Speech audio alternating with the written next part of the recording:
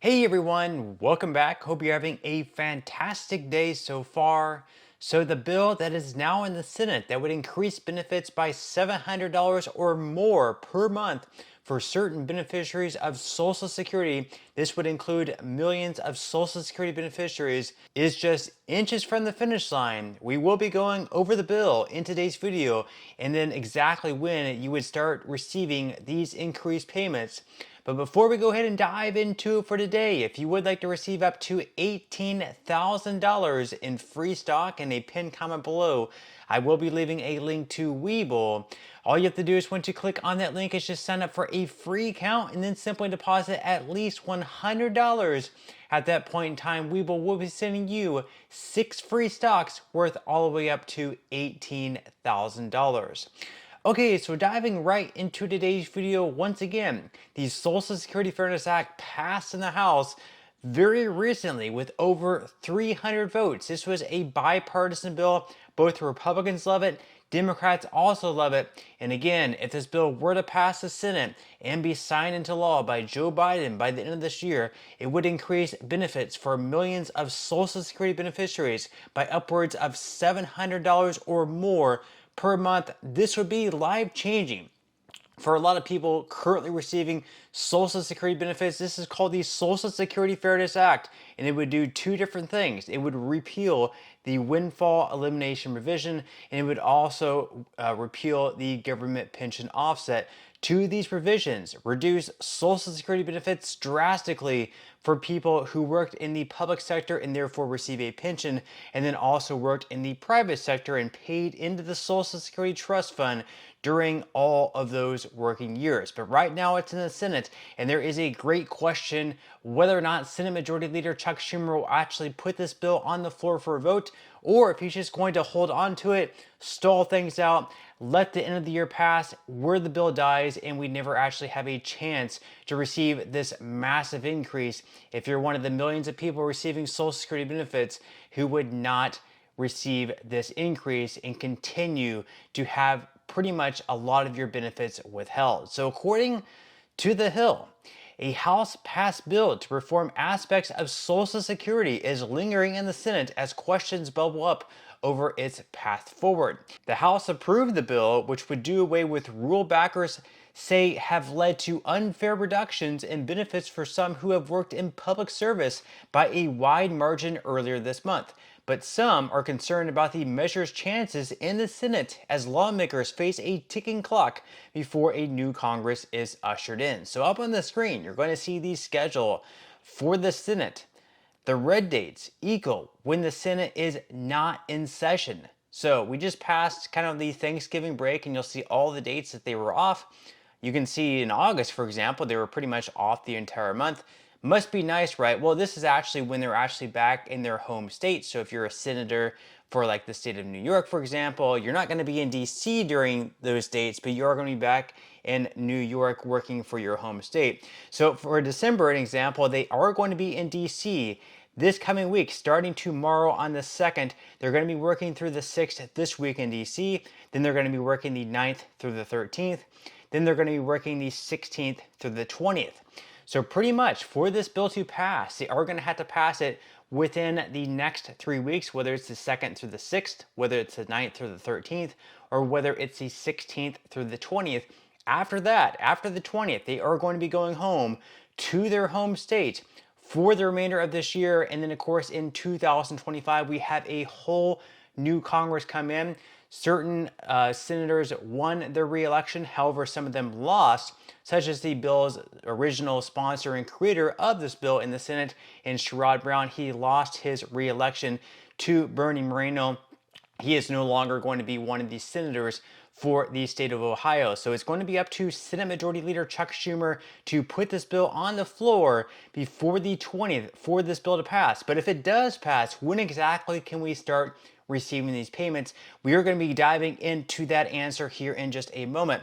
Now, the article goes on to say, a quote by Representative Garrett Graves. He says there's been some talk about trying to make it a part of the end of the year negotiation. I think that's really an effort to kill it. That is what, once again, Garrett Graves said, who co-authored the bill. That's what he said before Congress left town for Thanksgiving recess. Again, they are going to be back tomorrow on the 2nd.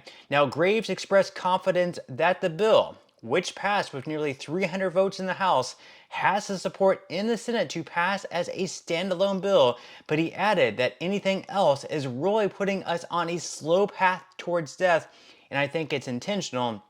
Now, if passed, the bill, known as the Social Security Fairness Act, would repeal the Windfall Elimination Provision, or WEP for short, and the Government Pension Offset, or GPO for short. Experts say the tax rules are aimed at preventing people who have worked much of their careers in public service from collecting both their pensions and relatively higher Social Security payouts. The GPO also leads to reductions in benefits for the spouses that receive government pensions. Now, multiple experts have said that fixes are needed for the rules, but they have additionally cautioned against eliminating WEP and GPO while also raising questions of fairness. So basically, what they're saying here is the solution should be to fix the formula, not just eliminating the rules entirely. So they're basically saying here that if you worked in the public sector and then a short span of your career also in the private sector where you did pay into the Social Security Trust Fund, maybe you shouldn't receive the entire amount from Social Security just because you did not work your entire career in the private sector, but you also shouldn't have this massive reduction in your benefits. Maybe they should fix the formula where you have a little bit of reduction in your Social Security benefits just because you worked mostly in the public sector and you're also receiving a pension on top of your Social Security benefit, but not this massive decrease that a lot of people are receiving, where they're receiving like a decrease of $500 per month, $600, $700, maybe even like $800 per month that a lot of people are receiving, which is a lot of people would say is entirely unfair. And if you were in their shoes and you were also receiving a decrease in your Social Security benefits per month of like $800, I'm sure you would also find that greatly unfair. Now, according to FedWeek, repealing of the GPO would increase benefits at first by an average of $700 a month for spouses, and then by an average of $1,190 for surviving spouses. And then in 2033, that would reach $860 and $1,520. Now, according to the Congressional Budget Office, in their estimate, repealing the WEP would actually increase Social Security benefits for those affected by it by $360 a month on average at first, and then rising to an estimated $460 a month by 2033. So again, if this bill were to pass, it would definitely increase benefits substantially. This is going to be life-changing money if this bill were to pass, and it is so close to the finish line you can almost smell it. It just comes down to whether or not Senate Majority Leader Chuck Schumer actually wants to put this bill on the floor for a vote. Now, to answer the question on when exactly the payment increase would start taking place, well, the payment increases would start taking place starting in January of 2025. Of course, that's going to be after the bill passes and is signed into law. But also on top of that, what's really cool about this bill is that it would also be retroactive. The payments would be retroactive. So they would be actually starting at the beginning of this year in January of 2024. So I assume you would be getting one lump sum payment probably in January, so you'd be getting your January increase, and then you would also be getting your lump sum payment increase monthly, starting earlier this year back in January, and then all the months throughout this year, and then you'd be getting that in addition to your January 2025 increase. Not exactly sure how they're going to do it, but I assume that is what they're going to do. They're going to be doing one lump sum payment plus January 2025's payment all in one. Now, the article here goes on to say that there is bipartisan support on the Senate side in doing away with the provisions, but its next steps are unclear. Also asked about expectations of passage for the bill, Senate Finance Committee Chair Ron Wyden, a Democrat in Oregon, one of more than 60 senators co-sponsoring the legislation in the upper chamber, said, quote, "We'll see." So we'll see whether or not this bill passes. You can see up on the screen, we do have the bill on congress.gov, the Social Security Fairness Act. In the Senate, for any bill to pass, they would need at least 60 votes out of the 100 senators. You can see up on the screen, right now the bill does have 62 co-sponsors, plus the original sponsor of the bill in Senator Sherrod Brown. So in total, we have 63. Even if 3 of the co-sponsors decide to vote no on this bill, it would still have these 60 votes that it would need for it to pass.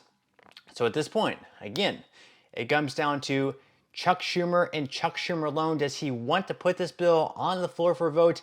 If he does, it certainly does have the votes that it would need to pass, and it has enough Republicans on board, it has enough Democrats on board. It's just going to come down to whether or not Senate Majority Leader Chuck Schumer actually wants this bill to be voted on. We will see. We have 3 weeks to do it.